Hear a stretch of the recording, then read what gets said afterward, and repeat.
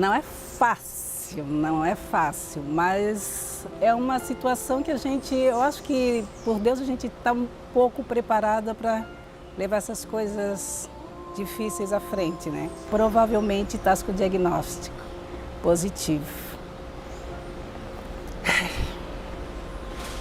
Eu respirei fundo assim, seja o que Deus quiser. Primeiro momento, a gente pensa na morte. A gente não pensa na vida. Se eu fosse olhar para o meu histórico familiar, que eu sou a sexta de 6 mulheres que desenvolveram a mesma doença, 3 delas falecidas, se eu fosse olhar o meu histórico, seria mais difícil.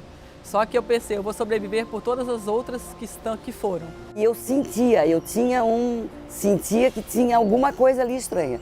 E daí me aprofundei e realmente, daí quando tinha um nódulozinho maligno, assim, a gente perde o chão.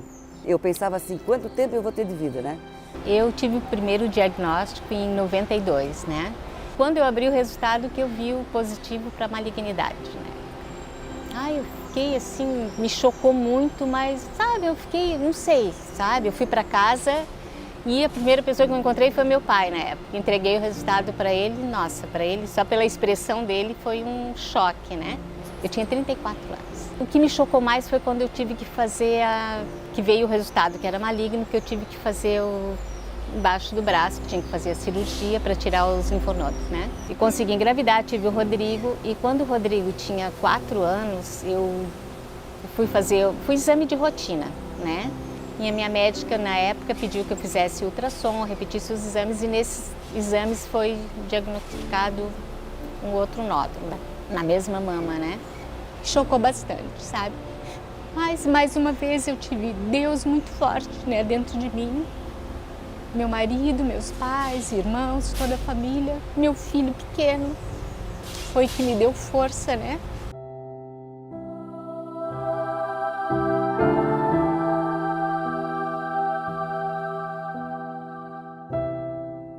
O tratamento foi assim, eu não sei, a coisa vem parece uma certa naturalidade, um dia após o outro, tu não pensa no amanhã. De tu ir com a biópsia na frente do teu oncologista para ver que tipo de tratamento que tu vai ter, ele vai dizer assim, tu tens o cabelo lindo, mas eu acho que vais perder seu cabelo. Eu falo assim, o que é um cabelo por uma vida, né?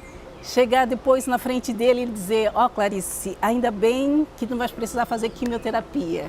Né? Que tu vai precisar só fazer um tratamento hormonal durante 5 anos. Descobri o câncer em novembro de 2012. Muito rápido, graças a Deus, o Dr. Kripa me ajudou em 12 de dezembro de 2012, é um número 12, adoro esse número. Que o Dr. Kripa fez a cirurgia, retirou. E eu sempre quis ser mãe. E eu lembro que eu senti uma dor no ovário, útero, assim.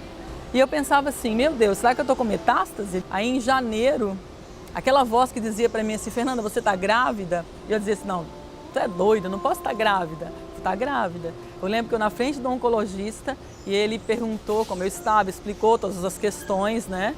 E eu pedi para ele exame de gravidez. Aí eu descobri que eu estava grávida. Eu acho que tudo vai muito da cabeça da pessoa. Claro que mexe com a vaidade, a gente tem aquele pudor né? Porque aqui a nossa sexualidade, digamos assim, que é a sensualidade da mulher, né? Mas isso não pode nos abalar, porque eu estou viva. Eu tenho que pensar que a mama é uma parte do meu corpo. Durante o tratamento foi difícil, né? Mas eu tive muito o apoio dos meus pais, do meu noivo na época, né? E Deus no meu coração.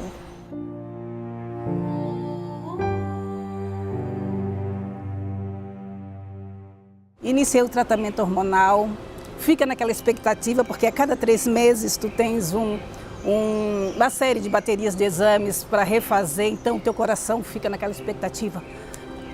Será que vai dar alguma coisa? Será que vai ter mais alguma alteração? Eu estou no 2º ano já de tratamento, estou bem, muito bem agora. Mexeu com a minha autoestima, que tirei a mama, já recoloquei a prótese. Eu sinto assim, é ter outra oportunidade de fazer uma coisa diferente, né? Uma coisa diferente, de refazer a minha vida mesmo com o diagnóstico.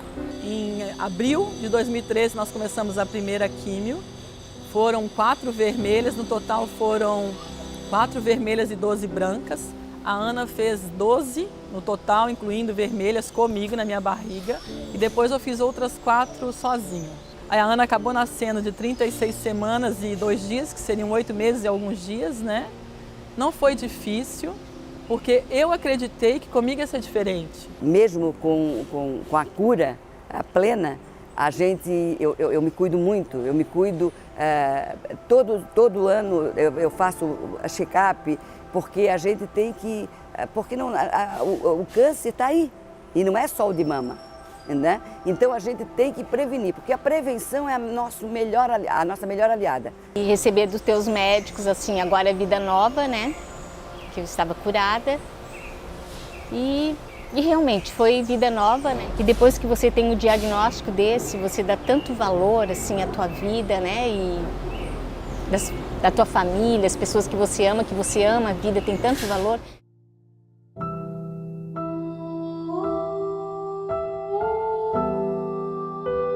Se sintam e se cuidem, porque mesmo no turbilhão da vida, mesmo em todas as preocupações que tem ao redor, em trabalho, marido, filho, para um pouquinho e diga assim, não, eu vou lá fazer o meu exame, eu vou lá fazer um diagnóstico, vou me cuidar. Que elas não tenham medo de viver, que elas acreditem que cada uma é uma história, cada nome que a gente recebe é único, é nosso, podem ter parecidos, mas nada vai ser como nós.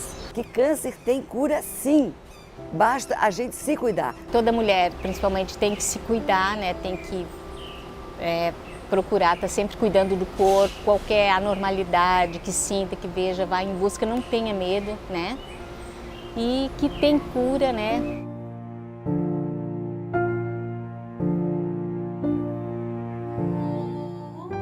Há muitos anos eu me envolvi com o câncer de mama. Eu sou um ginecologista que no meio do caminho me adaptei à questão do câncer de mama e aqui em Santa Catarina eu fui um dos fundadores da Sociedade de Mastologia. Eu acredito que o câncer de mama seja um dos cânceres que mais evoluiu na questão do tratamento, desde a cirurgia, a quimioterapia, todos os tratamentos que existem, além do apoio alternativo que também é válido, né? A paciente com câncer de mama é praticamente a família doente, porque há um envolvimento de toda uma estrutura familiar.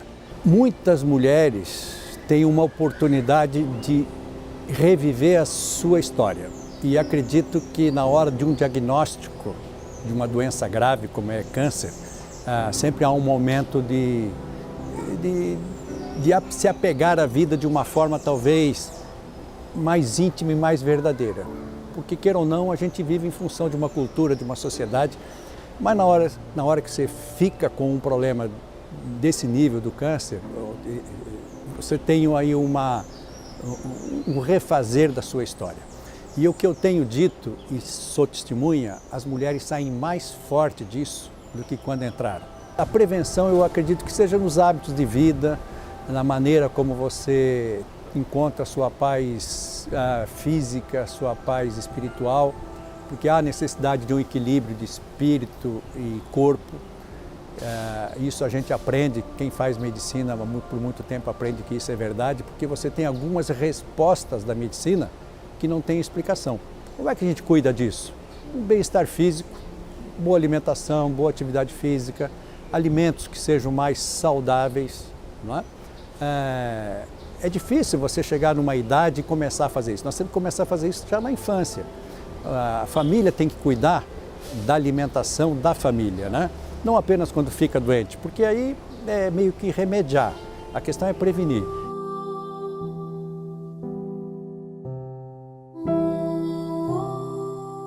De repente eu acordei um dia vendo que a vida, na verdade, ela é misteriosa e maravilhosa. Misteriosa por quê? Porque eu levantei para ir trabalhar, mas resolvi fazer um raio-x, porque eu estava com alguns sintomas e foi descoberta uma doença, um linfoma. De repente eu tive que abandonar tudo que eu fazia para poder me tratar. E aí, quando eu falo que a vida te dá algumas oportunidades, eu acho que a doença é uma delas. É quando você tem a certeza que tu tens uma finitude. porque a gente vive de uma forma mágica, como se nada fosse nos acontecer. Acontecem com uma pessoa ou outra e tu fica, de uma certa forma, chocado com as coisas que acontecem, mas você acha que está sempre protegido. E no momento que você tem esse contato com a realidade, com certeza muita coisa muda internamente. E eu, como eu falo para minhas pacientes, eu tive a oportunidade de crescer com isso, porque eu me sinto mais fortalecido. E quando você passa por um momento desse, que você teve a oportunidade, como eu tive, de fazer um tratamento, de ter uma resposta efetiva, eu sou obrigado a agradecer a tudo que existe, que me deu essa oportunidade. Ao médico, à medicina, às enfermeiras, ao apoio da família, a amigos. E acho que talvez alguma coisa divina mesmo, porque a minha resposta foi excelente. Então eu acredito que eu tive a oportunidade de fazer aquilo que eu achava que fazia bem, fazer melhor. E aquilo que eu achava que eu não fazia bem, parar de fazer.